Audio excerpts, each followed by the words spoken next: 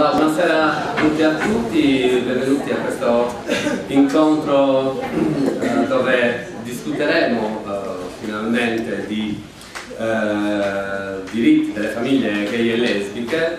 Approfondiremo questo tema su cui c'è un grande scontro politico-ideologico negli ultimi anni, soprattutto ideologico, su cui si fa molta disinformazione, su cui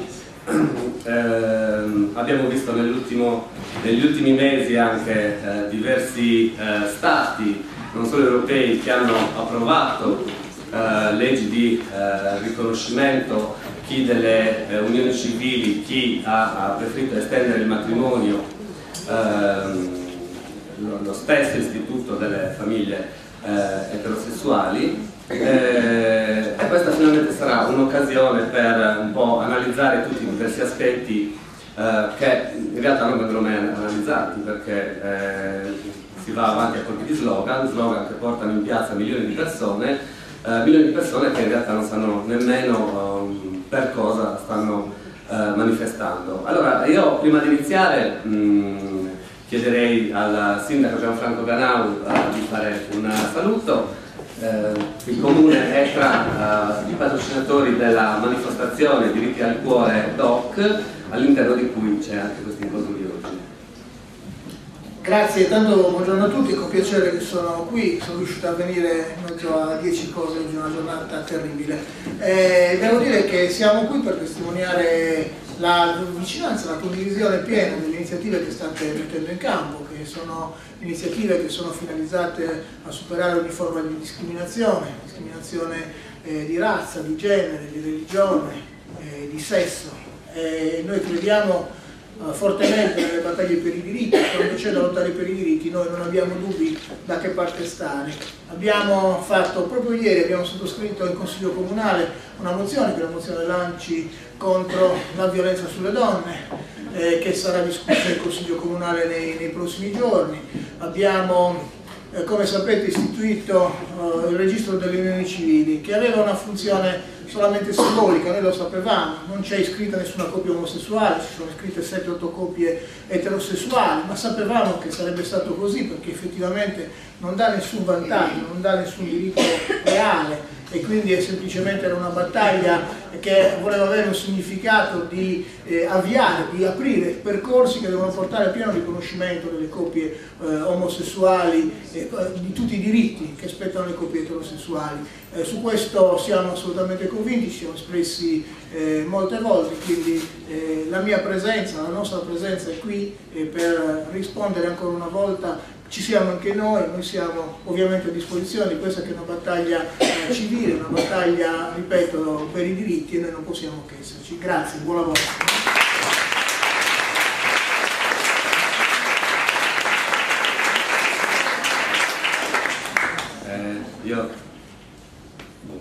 Si sente? Allora, ringrazio il sindaco e anche l'assessora Dolores Lai, tutta l'amministrazione, per il sostegno alla manifestazione e più in generale un po', diciamo, alle rivendicazioni portate avanti dal MOS, ma anche da tutte le altre associazioni che da anni si battono per il riconoscimento dei diritti a tutti, come diciamo noi, ed è la piena cittadinanza per tutti e tutte. Allora, io introduco un po' l'argomento di oggi, visto che abbiamo diversi ospiti, quindi dovremmo essere veloci. Gli ospiti, abbiamo poche sedie, abbiamo più ospiti che sedie.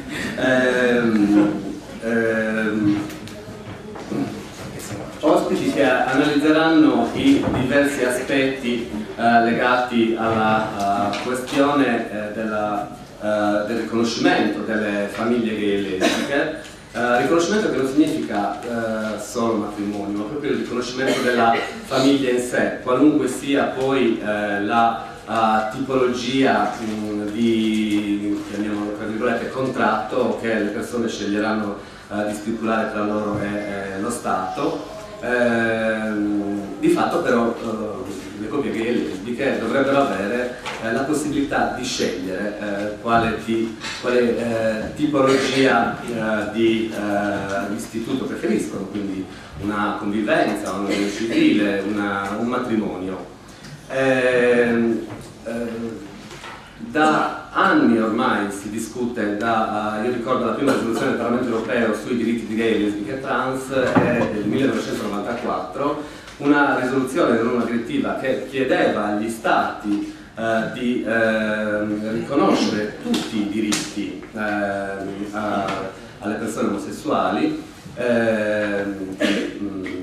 matrimonio compreso. Da allora molti Stati hanno cominciato ad approvare varie leggi, dalla condanna dell'omofobia al riconoscimento delle convivenze, delle coppie di fatto in diverse forme, da quella più estrema, che è quella tedesca, dove è stato istituito un istituto, diciamo, che è quasi parificato al matrimonio, ma che è accessibile solo dalle coppie omosessuali, quindi esiste il matrimonio ed esistono le Eingetragene Partnerschaft, che sono solo per omosessuali. Questa è una scelta a mio avviso discutibile, però comunque è una scelta che è stata fatta. Poi sono tanti altri quelli che in qualche modo hanno riconosciuto le unioni, Pax, unioni civili o altro, e che ora sono in procinto di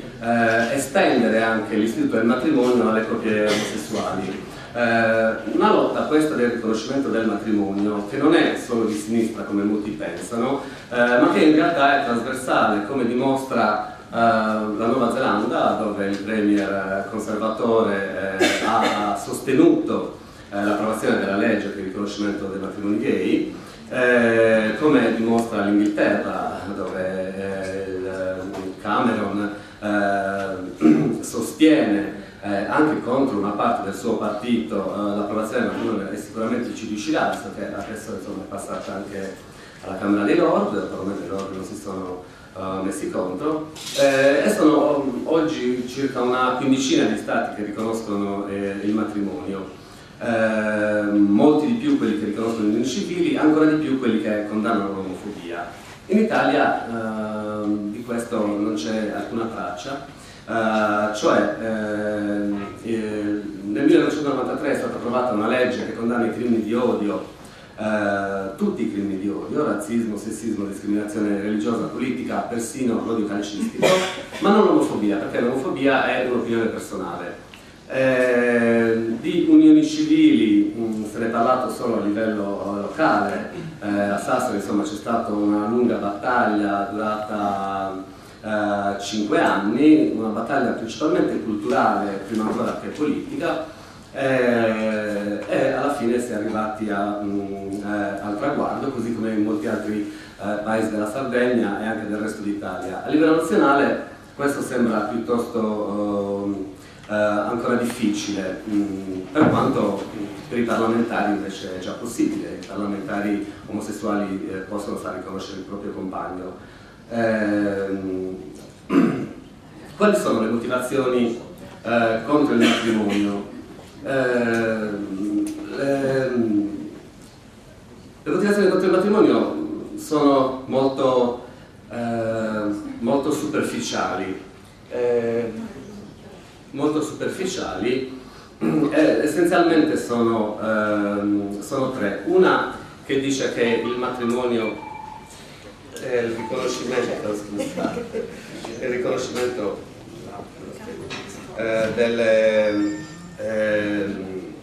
riconoscimento delle famiglie omosessuali minerebbe alle fondamenta la famiglia tradizionale, e non si capisce come potrebbe l'estensione di diritti intaccare quello che è un diritto consolidato. Ma il problema non è solo questo, è anche un altro, che la famiglia tradizionale, che viene molto spesso sbandierata come motivazione di contrarietà all'estensione dei diritti, in realtà è in crisi di suo, perché oggi l'Italia non riconosce né unioni civili né matrimonio per gay e lesbiche, eppure la famiglia tradizionale, secondo l'Istat, rappresenta solamente il 36% del totale. vuol dire che la maggioranza delle coppie eterosessuali che decide di stare insieme, di vivere insieme, di creare un nucleo familiare, di condividere un progetto di vita, sceglie altre forme di organizzazione e non più il matrimonio.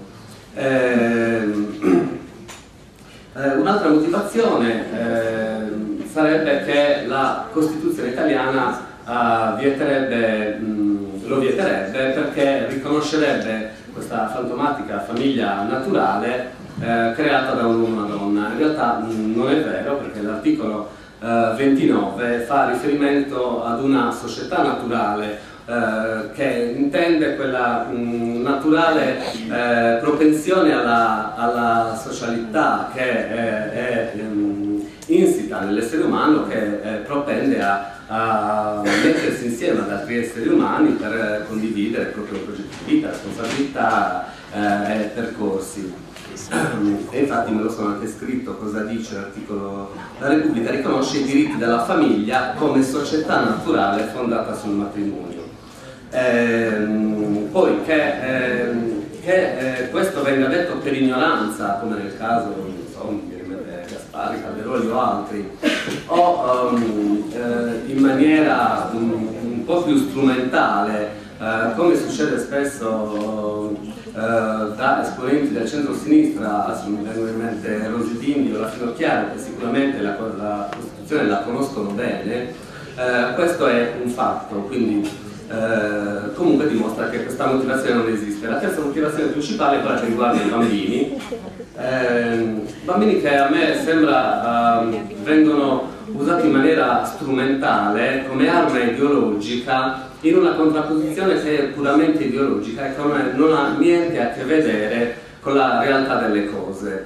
Non voglio arrivare, voglio dire, all'eccesso con gli Albertini quando dice che i bambini di una coppia gay diventeranno gay, perché questa è una cosa un po' stupida anche da criticare, però questo, diciamo che questa motivazione riguardante i bambini è quella che fa un po' più presa sulla popolazione. Infatti normalmente la percentuale di chi è favorevole al matrimonio, all'estensione del matrimonio, del riconoscimento comunque delle unioni civili, è sempre di gran lunga superiore a chi invece si dichiara favorevole anche all'adozione. Eppure qua non si sta parlando di teoria, non si sta parlando di come ci piacerebbe un'ipotetica società, ma si sta parlando della regolamentazione di realtà già esistenti. La mancanza di una legge non cancella il fatto che le famiglie gay e lesbiche oggi esistono già e i figli ce li hanno già, perché gay e lesbiche non sono sterili, i figli li possono fare e non hanno bisogno di una legge e non necessariamente devono adottarli. Quindi quando si chiede una regolamentazione lo si fa proprio per indicare quali sono i diritti e i doveri all'interno della coppia, anche e soprattutto per la tutela di quelli che sono i figli che esistono all'interno di questa coppia.